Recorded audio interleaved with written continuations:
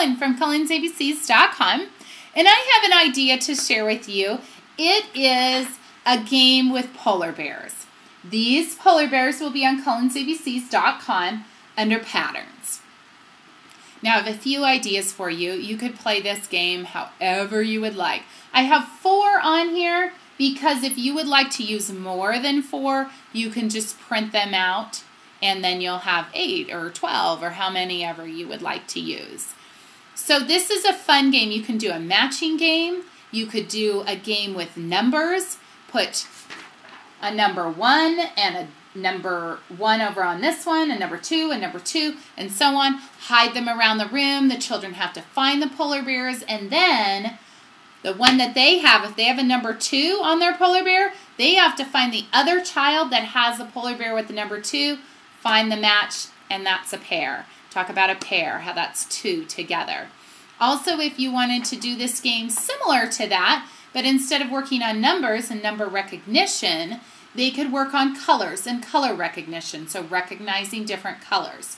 Color the polar bears. You can have the children help with this. Super fun.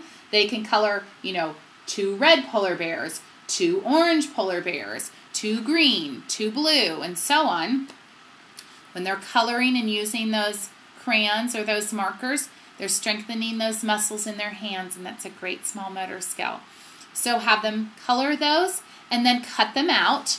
Make sure you cut out the polar bears, whatever game you're doing. You can cut them out as close to the line as you'd like, but it will take a long time, I promise you. Just cut them out like this. A lot easier, okay? Of course, you can cut them out however you want, but I'm just trying to show you an easier way to do it. You still have the polar bear, but it's just easier to cut out.